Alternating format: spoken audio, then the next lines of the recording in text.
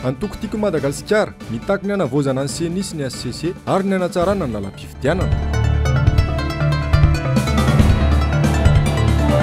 Tima roapolo taona ananako ny vahaolana hanarenana ny firenena hoy ny Filomarika Ravalomanana.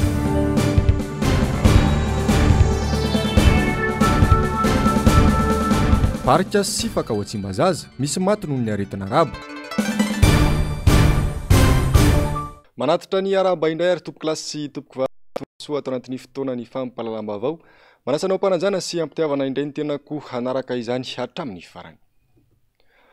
Notontosaina ny maraina teo ny fankalazana ny faharoapolo taona nijoron'ny Antokotiko Madagasikara atao amin'ny faritany ny Tomasina tonga maro ireo mpikatroka niatrika izany androany ary feno ny efitrano ho mariky ny fahavononana anarina ny firenena Zermainy Menjanary sy Toky Ramallah.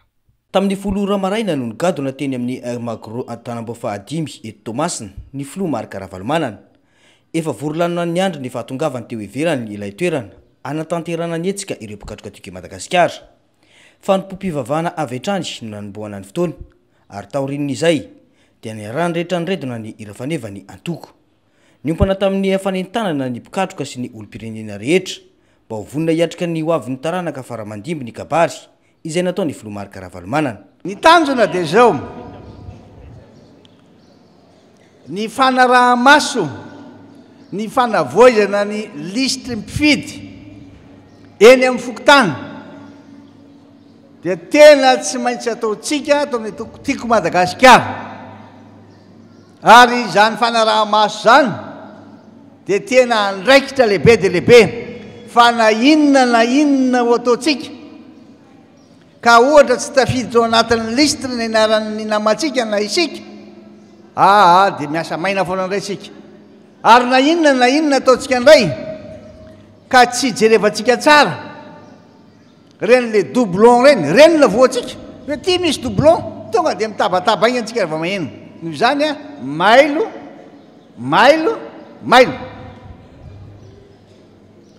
mitaky hatrany anko isika ny fanavoizana tanteraka ny CNI na le fantatsika tsara fa tsy indépendant io CNI sy ny ACC mba tsy ho tonga amin'le hoe azo raisina fa tsy mitombona tsy avoantsika tsony reny saminareo mailo. Endrika iray ahafahana miala amin'ny krizy ny fandraisan'ny rehetra anjara amin'ny fifidianana madio sy mangarahara ho hiatrany ny Filomarika Ravalomanana.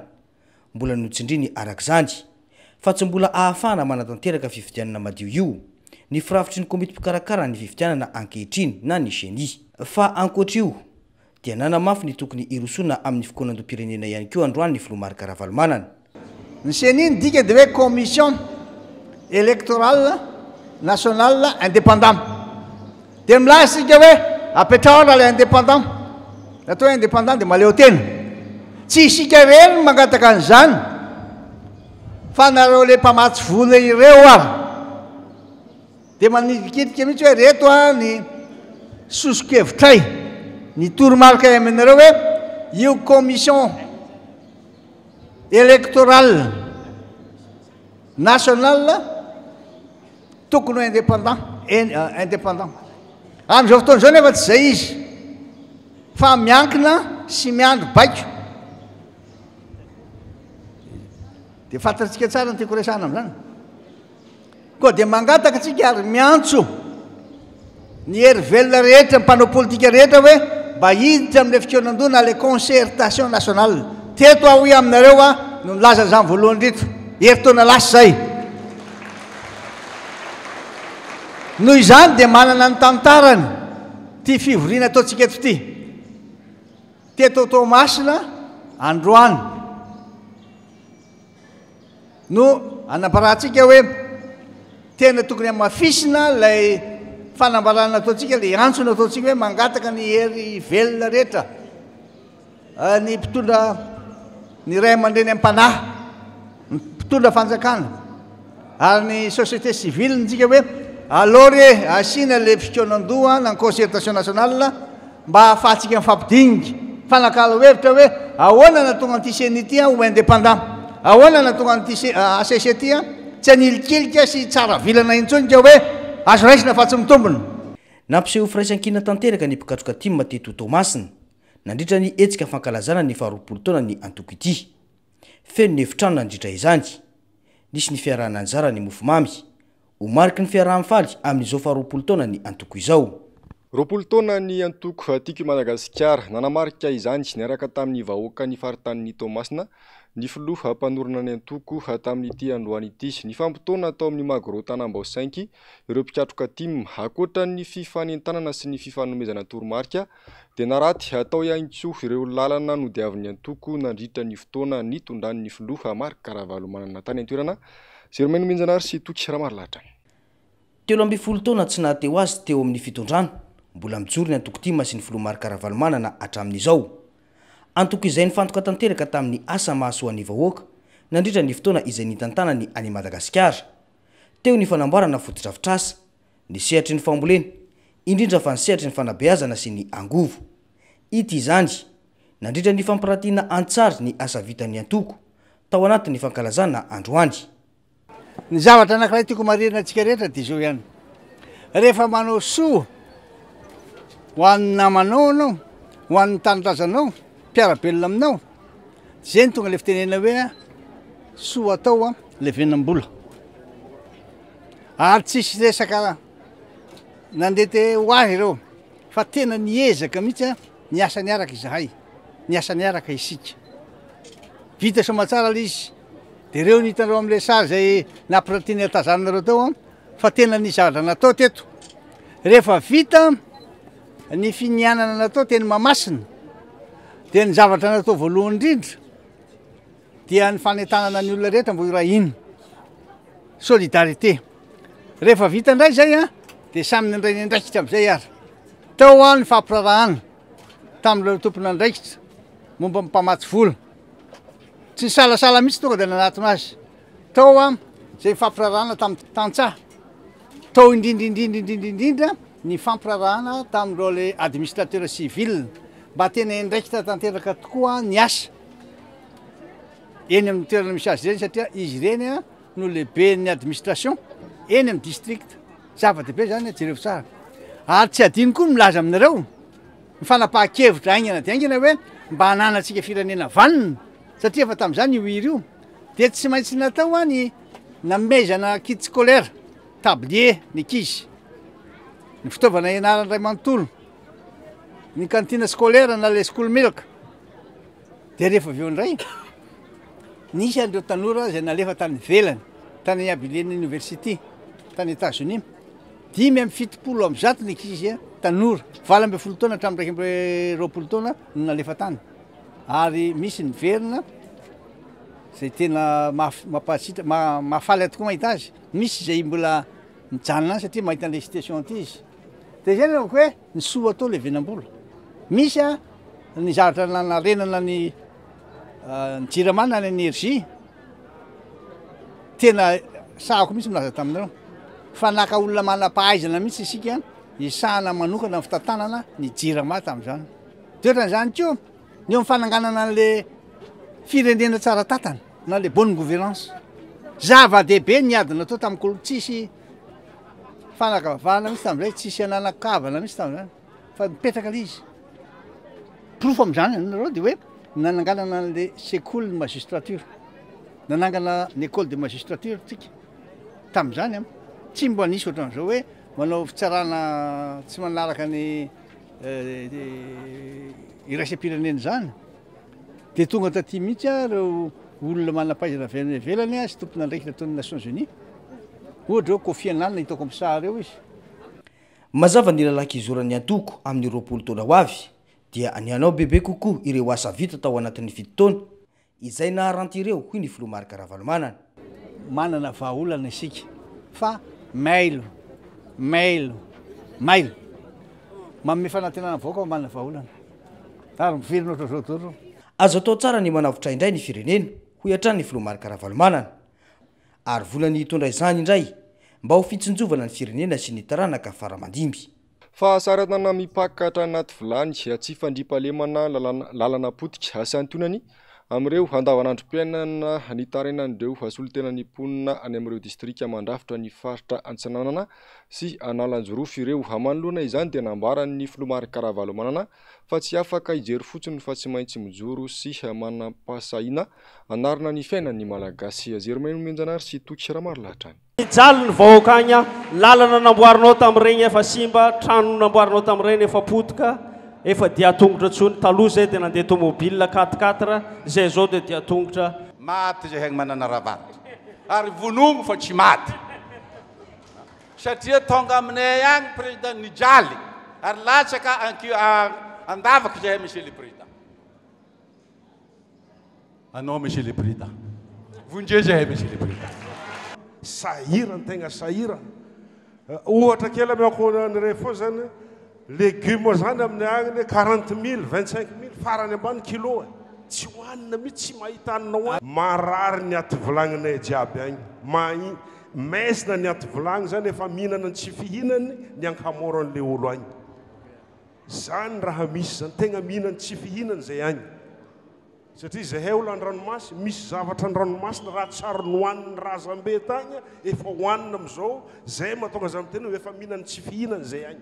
Sahirana na frais aza mandeha minga aminay akagny 250 000 300 000 entana adodomo.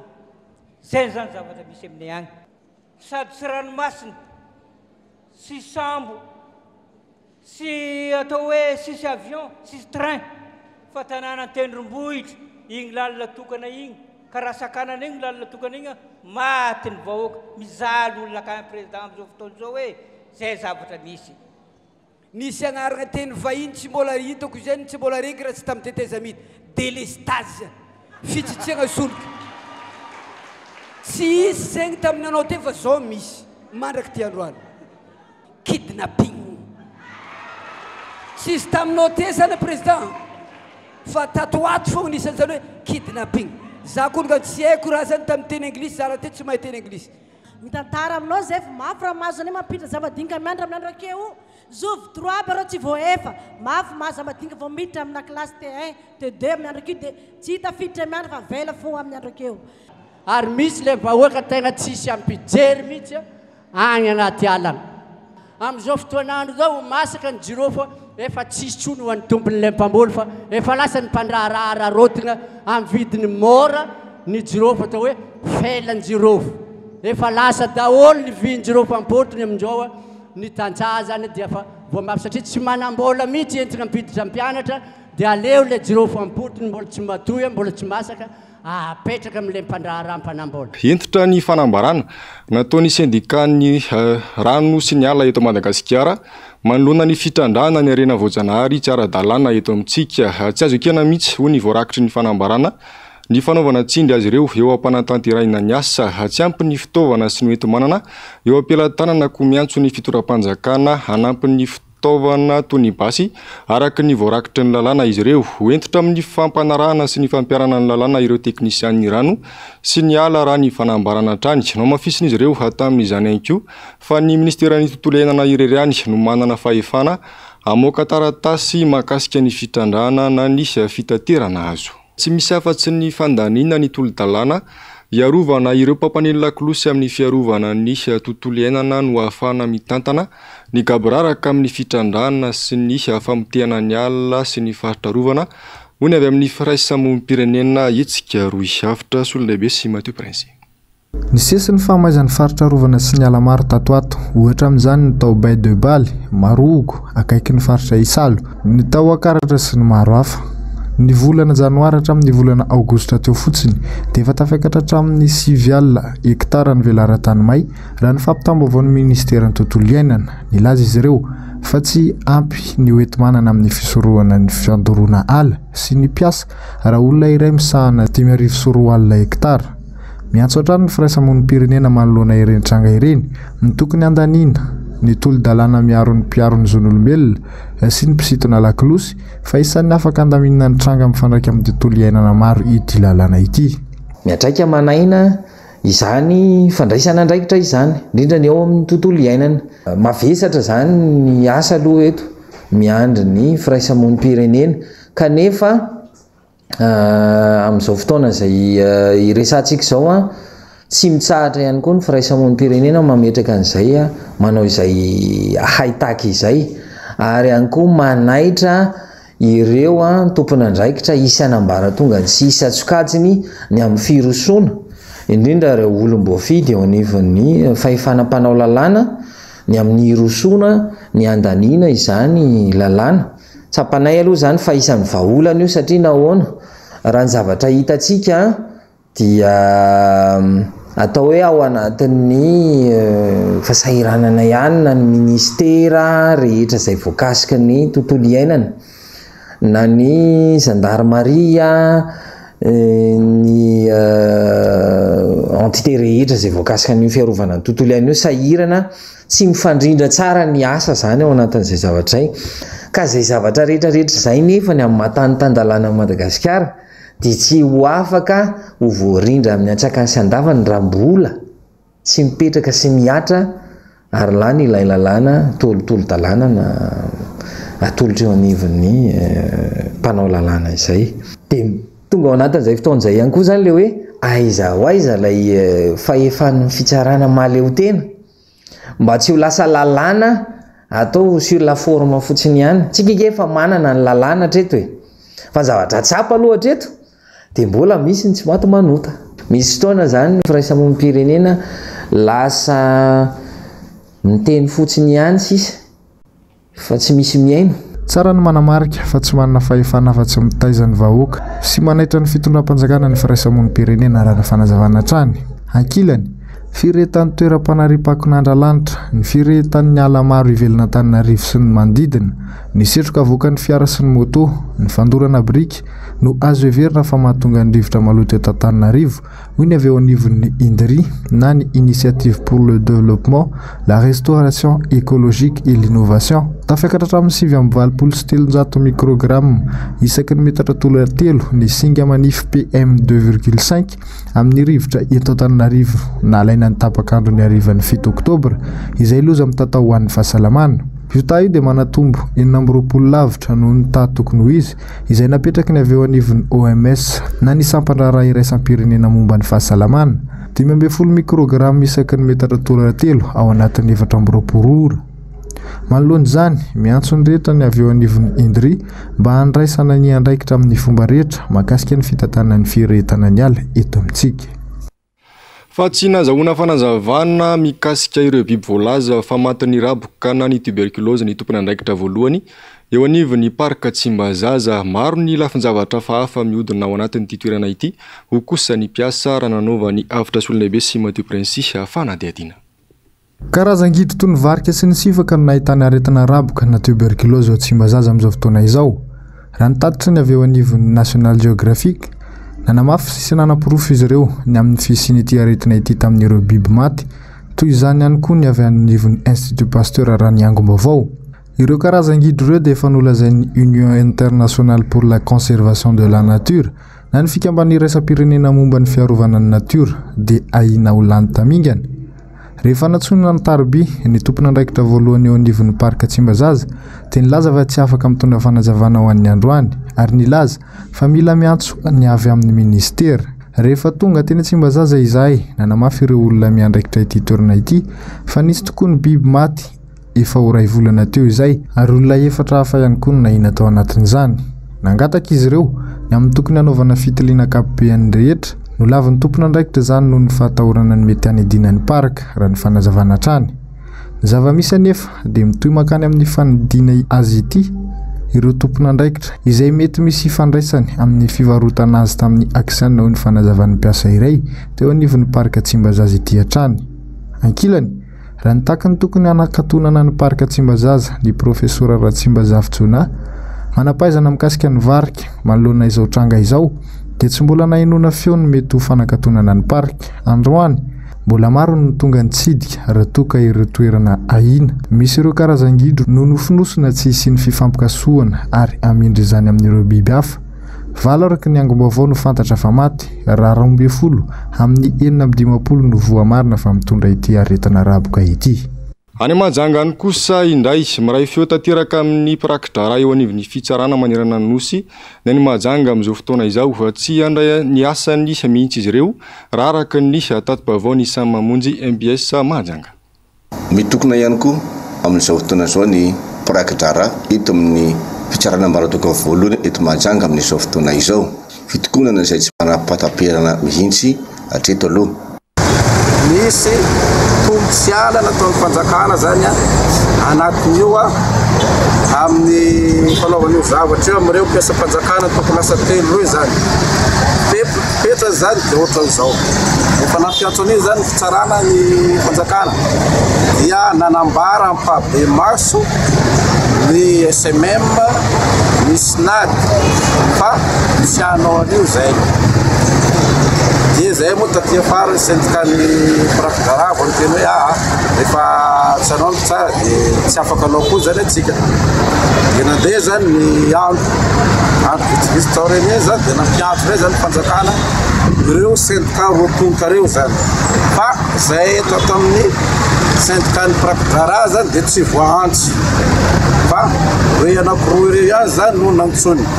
Ary andro vitsivitsy tao reny ny fionana tany zany dia namero teny ndray zany ny filohan'izy ireo hoe anao ndray zay fa raha rampireny izy ty ka tsy azo ialana.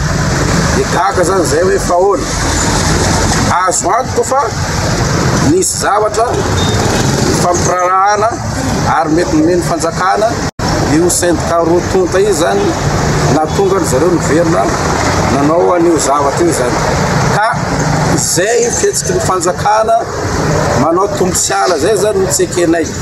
Nanomboka omaly ary natomboan'ny fitokonana dia maro ireo olona nivezivezy izay manandrara eto anivon'ny fitsarana miverin-dalana fotsiny nohon' izany fitokonana ny prakidrara izany. Tsara ivony fa tsy eto Mahajanga eto ampitanana ihany manana raharaha efa ny fitsarana fa misy ihany koa ny avy any ambanivohitra eto Mahajanga amin'izao fotoana izao izay manana ny avany voafonja nefa dia miandry ny fiverenan'ny fiasany ireto prakidrara eto amin'ny ambaratonga voalohany eto Mahajanga ireo.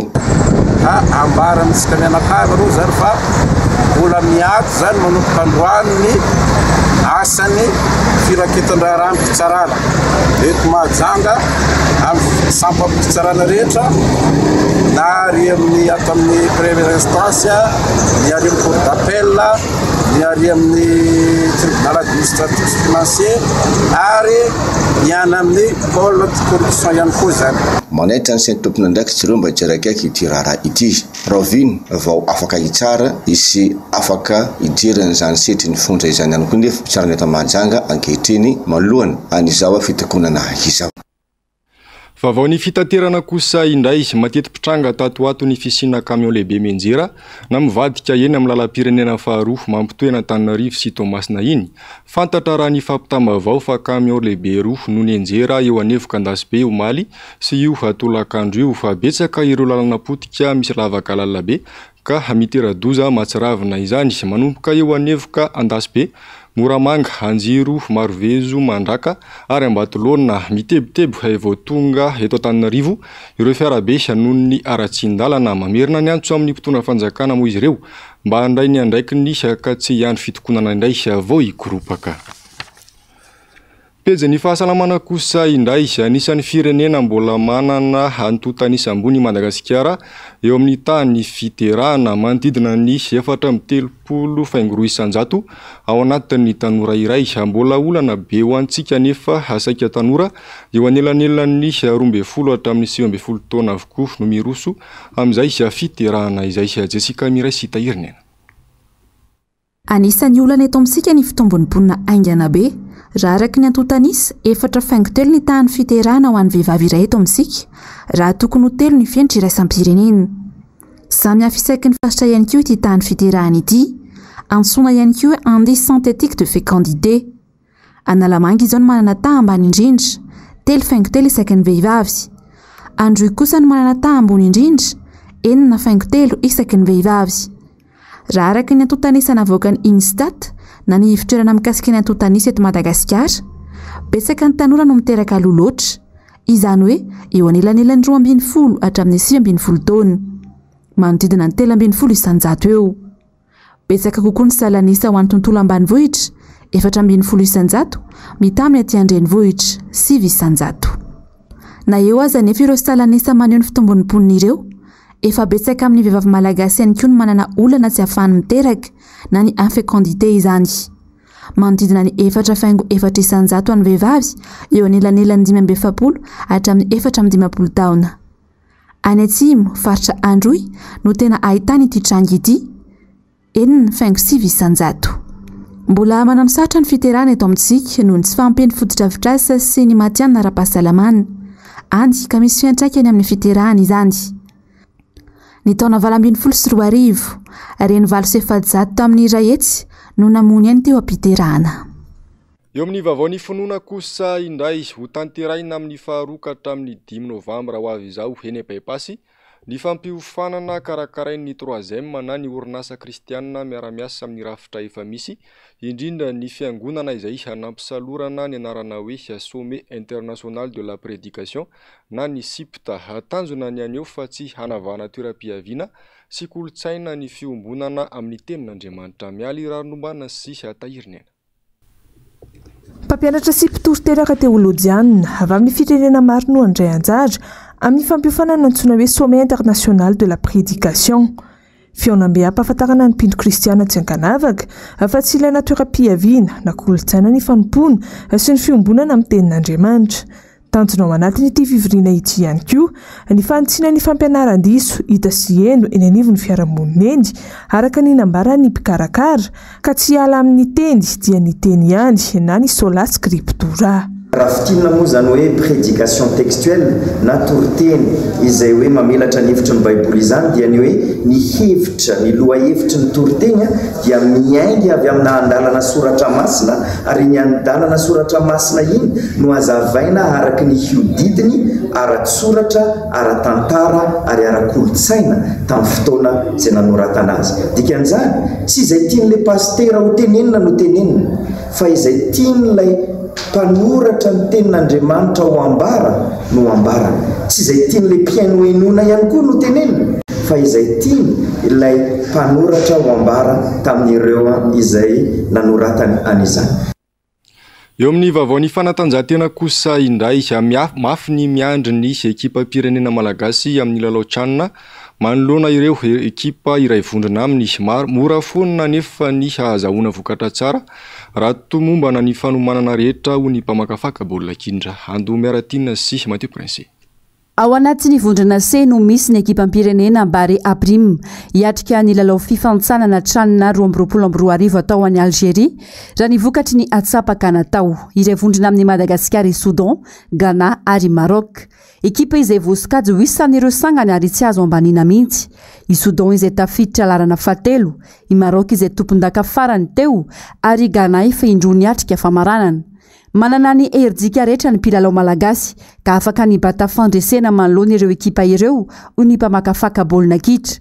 Mitaky fanomanana matipaika amin'ny lafiny maro anefa izany. Marina hoe ary tsy azo lavina fa isan'ny tombon'ny firenena miatrika sanina ny fahatanjahany ilay championnat. Raha tsy tentsika fa ohatrany hoe zany championnat ny Maroc zany hoe manana toerany ny any Ghana eo ihany sahirana foana ny ekipa malagasy isaky miona amin'izany any Ghana any.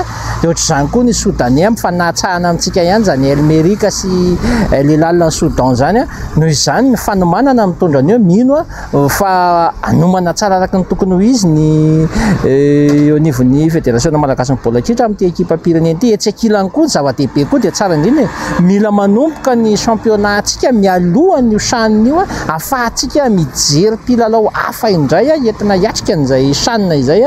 Etsy andaniny eo koa ilay mpilalao efa manana an'ilay fahazarana amin'ny lalao zay hoe match dans les jambes ny filaza teknika anazy amin'ny baolina kitra dia mba tsy manavoa ny mpanazatra ntsony mpilalao matanjaka sy en forme no mandeha miatrika sanina dia za mino fa tafavoakitsika rehetrarehetra azo eritreretina tsara ny larana faharoa antsika maninona moa na ho larana voalohany mihitsy ary amin'ny sokajy misy antsika io. No amafisiny fa tsy tokony isy ny tombosiala amin'ny fanohanana ireo ekipa rehetra mitondra ny vonahim-pirenena amin'ny lalao tahaka izao. Mendrika ho tohanana ny ekipa pirenena ny ezaka efa vitan'izy ireo.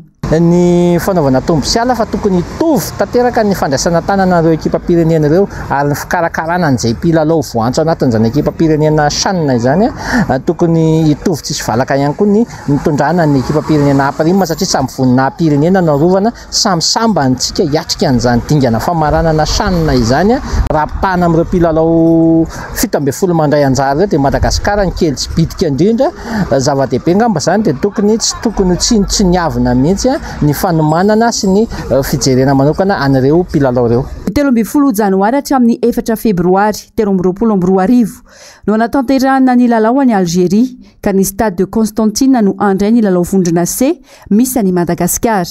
Igana no ifandonina voalohany amin'ny ekipa pirenena malagasy ny 18 janoary ary eo amin'ny Maroc indray ny 17 janoary. Ny lalao ifanandrinana amin'ny Soudan no amaranjany ny 13 janoary 2024 avy izao.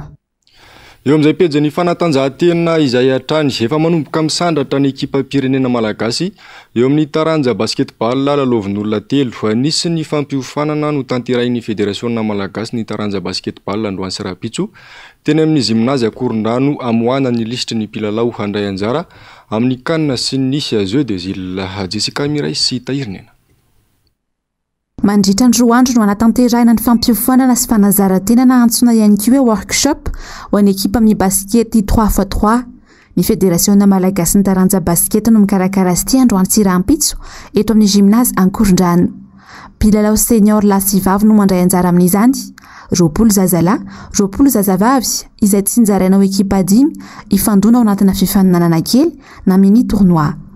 Mbola misedra olana ny ekipa pirenena malagasy amin'ny ity lalao 3x3 ity noho ny tsy fampiny ekipa satria ny ekipa milalao amin'ny 5x5 ihany no milalao amin'ny 3x3.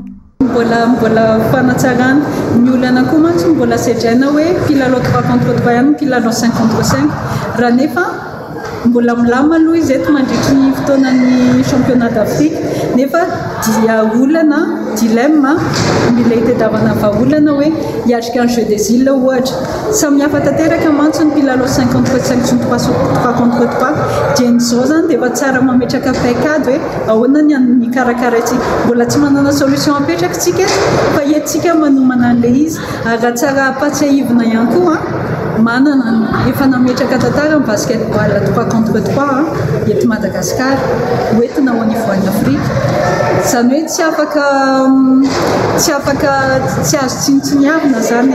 Mandritra ity workshop ity ihany koa moa no isy ny fisaonany eo amin'ny mpanazatra, ny mpilalao, ny mpisary ary ny mpankafy. Ny fifampizarana atao anatin'ilay atelier tapakandro maraina mizara atao koa anankiroa lehibe deja aloha satria ireo hitantsika rehetrarehetra manatrika an'ireo atelier ireo no ataoko hoe partie prenante mampandroso les 3 contre 3 anisan'izany mpilalao, ny coach, ny mpitsara eo ihany koa ireo public na mbola vitsivitsy ary zareo ao dia avy any amin'ireo no mangalana hevitra ahafahantsika manatsara ny amin'ny ataoko hoe ny akaiky indrindra ny objectif à court terme ny eo fa eo ihany koa ny à long terme zany hoe mandra-patapitry ny mandat fédération aloha izay any fa efa nafaka ataonay zany hoe 3 ans eo. Aorian'ity fifaninanana ity zany hoe ohatra ny roa andro no amoahana lisitry ny mpilalao handray anjara amin'ny fifaninanana iraisam-pirenena toy ny Coupe d'Afrique 3x3 izay atao any Egypte ny 3 sy 4 Desambra izao ary ny Jeux des Îles ho tanterahina eto Madagasikara ny taona 2024. Maresaka avy any ivelany kosa indray mitombo hatrany ny fahavoazana natiraka tondran-drano goavana tao Nigeria tafiakatra 300 ireo namony ainy ary mahery ny rahetsy ireo hanafindra toerana hatramin'ny fiandohany ity taona ity akoatra ny fahasimbana fotodrafitrasa maro. Andomiaratina sy Andry Rakotomalala. Miaina anaty tebiteby sy orory ireo mponina ao Nigeria hatramin'izao manoloana ny takaitrana velany ilay tondran-drano goavana izay nandravarava tao an-toerana. Ankoatra ireo fahasimbana fotodrafitrasa fambolena sy ny maro hafa tao amina toerana maro tao Nigeria tapaka tanteraka divitry ny rano ihany koa ny lalana mampifandray ny Kodri ao afovoan'ny Nigeria sy ireo faritra manodidina azy omaly. Mpandeha an-tapitrisany maro no nitsoka sahirana tanteraka amin'ny fitetiavana lalana ivoahana. Misy amin'izy ireo no tsy misakafo ary efa nisy maty ny hanoanana mihitsy aza raha nambara ny iray mpianakaviana iray. Mitomantena sisa no atao ary misaotra n'Andriamanitra fa mbola nomeny tombonandro ivelomana hoy izy. Tena miandrandra fanampin'izay maniry ny sitraka tohana samihafa ialana amin'izao fahoriana izao. olona fito no fantatra fa maty tao kodri trano fonenana maro no potika sy lasandrano manao toivakana ny antsy vonjy ataon'ireo voakasika saingy manano sarotra ny asa famonjena voina ny famoahana ireo olona ao amin'ny faritra voakasika antonany maro no ny anatranga tahaka izao i Nigeria fantatra fa vokatry ny favakisany tohatrano ny ladro ao Cameroun izay mifanila aminy voalaza fa nitarika ny loza tsy hay no teny maloza ao tranga izao no manampahefana ao an-toerana izay mampitarana ny mponina raha natotanisa tafakatra 300 ireo namony ainy tao Nigeria nanomboka hatramin'ny fiandohan'ny taona ity ary mananika ny rahetsy ireo nafindra toerana ankoatra ireo tanimbary any hektara maro no potika mariana fa mahery ny 20 tapitrisa ny mponina Nigeria amin'izao fotoana izao tapitrary ny fampalalambavao tompoko lasy sy tompoko vavy mankasitraka anao nanaraka izany hatramin'ny farany atony mazatra moa dia ny fandaharana ona marina sy ny fandaharana global news no arinao avy hatrany aorian'izao hafampalalambavao izao sniper io kosa no lohan'ny tenin'ny horonan-tsary indray miseho hatolotry ny MBS ao anao amin'ity androany ity 11 le magnifique kosa no lohan'ny horonan-tsary varainao amin'ny rahampitso alahady ny tena kosa mametraka ny marapitafa tompoko lasy sy tompoko vavy